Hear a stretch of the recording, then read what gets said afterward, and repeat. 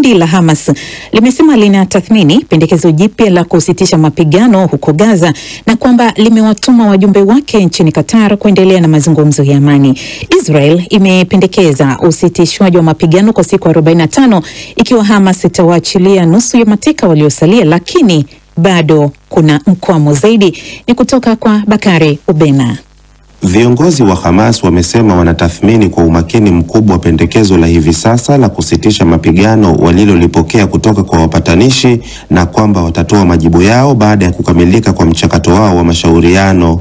Katika taarifa, kundi hilo limesema makubaliano yoyote ni lazima yajumuishe usitishwaji wa kudumu wa vita, kuviondoa kabisa vikosi vya Israel katika ukanda huo, kubadilishana wafungwa, kuwepo mpango wa ujenzi mpya wa maeneo yaliyoharibiwa na vita na kuondolewa kwa vizuizi na mzingiro wa Gaza. Lakini Israel kwa upande wake inapendekeza usitishwaji mapigano kwa siku 45 ikiwa Hamas itawaachia huru nusu ya mateka waliosalia, na inataka pia wanamgambo wa Hamas wapokonywe silaha, lakini kundi hilo la wanamgambo wa Kipalestina limesema huo ni mstari mwekundu na kueleza kuwa limewatuma wajumbe wake nchini Qatar kuendelea na mazungumzo hayo ya amani. Kwa sasa Israel na Hamas wanashiriki mazungumzo yasiyo ya moja kwa moja kuhusu mpango mpya wa usitishwaji mapigano huko Gaza baada ya kushindwa kwa juhudi za kurefusha muda wa makubaliano ya awali. Misri, Qatar na Marekani ndio wanaendelea na jukumu hilo la upatanishi kwenye mazungumzo hayo. Hayo yakiripotiwa, Israel imeendeleza mashambulizi huko Gaza na kusababisha vifo vya makumi ya watu. Wakati wa mazishi huko Khan Yunis, mkazi wa Gaza Bashir al-Hamida alizungumzia madhila wanayopitia. Ulimwengu upo kimya. Natumai dunia itachukua hatua kwa watoto wa Gaza na wale wa Palestina pamoja na wanawake wasio na hatia wanaokufa kila siku kwenye ardhi hii. Watoto na wanawake wasio na hatia wanauawa kila siku. Je, watoto hawa wanapambana na Israel? Jibu ni hapana. Aidha, watu 10 wakiwemo madaktari 3 na wagonjwa 7 wamejeruhiwa baada ya Israel kushambulia hivi leo hospitali moja huko Gaza. Katibu mkuu wa Umoja wa Mataifa ametaja kusikitishwa pia na shambulizi la Jumapili katika hospitali ya Al-Ahli, akisema kwamba kwa mujibu wa sheria ya kimataifa ya kibinadamu, wahudumu wa afya, watu waliojeruhiwa na wagonjwa pamoja na vituo vya matibabu ikiwa ni pamoja na hospitali ni lazima viheshimiwe na kulindwa. Na utizame sasa mzozo wa Urusi na Ukraine, ambapo Moscow imesema kuwa si rahisi kufikia makubaliano na Marekani kuhusu vipengele muhimu vya makubaliano ya amani yanayoweza kusitisha vita nchini Ukraine, na kwamba Urusi kamwe haitazitegemea kiuchumi nchi za Magharibi. Zaidi anatueleza Bruce Amani. Rais wa Marekani Donald Trump, ambaye anasema anataka kukumbukwa kama mleta amani, amekuwa akisema mara kwa mara kuwa anataka kukomesha umwagaji damu kutokana na vita vya miaka 3 nchini Ukraine, ingawa mwafaka bado haujapatikana. Sasa waziri wa mambo ya nje wa Urusi Sergei Lavrov amesema sio rahisi kufikia vipengele muhimu vya makubaliano. Lavrov amesema hayo katika mahojiano na gazeti moja la nchini Urusi alipoulizwa kama Moscow na Washington zimekubaliana kuhusu masuala kadhaa ya mwafaka unaosakwa wa amani, lakini amesema majadiliano bado yanaendelea. Hapo jana mjumbe maalum wa Trump alisema Rais wa Urusi Vladimir Putin yuko tayari kwa makubaliano ya amani ya kudumu na Ukraine. Steve Witkoff alikutana Ijumaa na Putin mjini St. Petersburg, mkutano wao wa 3 tangu rais huyo Republican aliporejea kwenye ikulu ya White House mwezi Januari. Witkoff amesema katika mahojiano yaliyorushwa jana na televisheni ya Marekani ya Fox News kuwa anahisi mpango wa amani unakaribia kupatikana. Msemaji wa ikulu ya Kremlin Dmitry Peskov alisema mazungumzo kati ya viongozi hawa wawili ni muhimu. Mada ya mkutano kati ya Putin na Trump haijajadiliwa kwa kiasi kikubwa kwa sababu mkutano wote lazima uwe umeandaliwa vyema. Mada zinazojadiliwa ni ngumu sana, kwa hivyo itakuwa vigumu sana kudhani kutakuwa na matokeo yote ya haraka.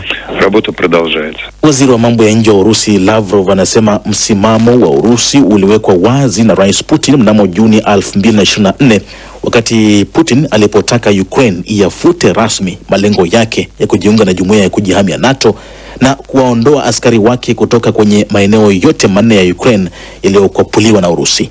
Kwingineko, China leo imepinga kile ilichokiita udanganyifu na upotoshaji kuhusiana na raia wake wawili waliokamatwa nchini Ukraine baada ya rais wa Ukraine Volodymyr Zelensky kuishutumu Moscow kwa kuiingiza Beijing katika uvamizi wake. Msemaji wa wizara ya mambo ya nje ya China Lin Jian anasema China inazichunguza habari na mazingira husika ili kubaini ukweli kuhusu wafungwa wa kivita wa China.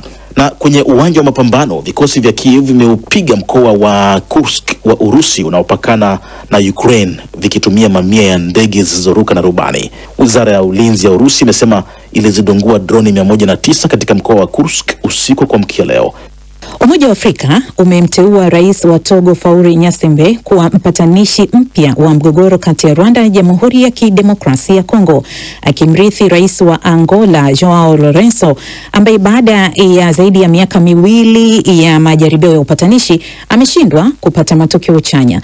Lakini Gnassingbe sio mpatanishi pekee katika mgogoro huu. Kwa mwezi mmoja sasa, Qatar imekuwa ikijaribu kutafuta makubaliano kati ya Kigali na Kinshasa. Taarifa kamili na Hawa Bihoga. Rais wa Togo Faure Gnassingbe ana uzoefu katika upatanishi. Bila shaka aliwezesha kuachiliwa nchini Mali mnamo Januari 2023 kwa wanajeshi 46 wa Ivory Coast wanaoshukiwa kuwa mamluki. Lakini kuhusu mzozo kati ya Kinshasa na Kigali, sasa rais huyo wa Togo anarithi mgogoro tata zaidi. Kwa hiyo mashaka yanaendelea kuhusu uwezo wa rais wa Togo kufikia kile ambacho mwenzake wa Angola Joao Lourenço alishindwa kufikia kwa miaka mitatu. Hata hivyo, Lourenço ambaye ni mwenyekiti wa sasa Umoja wa Afrika ndiye alimpendekeza jina la Gnassingbe kumrithi mwezi uliopita wa Machi kufuatia mpango ambao haukutarajiwa wa Qatar na mkutano wa marais wa Kongo na Rwanda huko Doha. Rais wa Angola alitangaza kuwa anasitisha upatanishi wake katika mzozo wa mashariki mwa Kongo.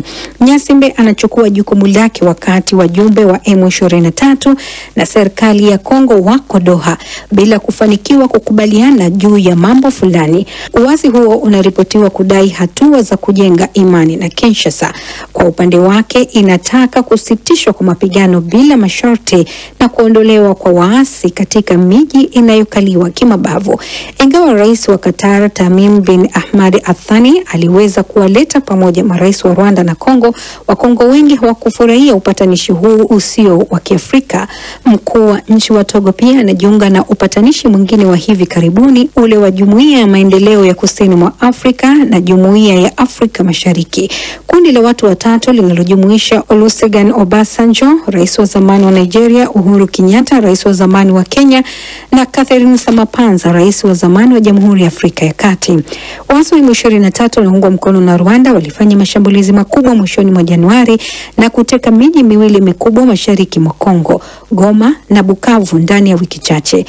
Gnassingbe ambaye pia anajaribu kuzirejesha Mali, Niger na Burkina Faso katika Jumuiya ya Kiuchumi ya Afrika Magharibi, kwanza atalazimika kujipa nafasi zaidi pamoja na wapatanishi wengine wawili, akiwemo yule mwenye ushawishi mkubwa kutoka Qatar. Lakini hata hivyo, Robert Tuzi, waziri wa mambo ya nje wa Togo, alisema kuwa mpatanishi mpya wa mtoto wa Kongo atachangia kikamilifu katika kutafuta amani ya kudumu, maridhiano na utulivu katika eneo la Maziwa Makuu.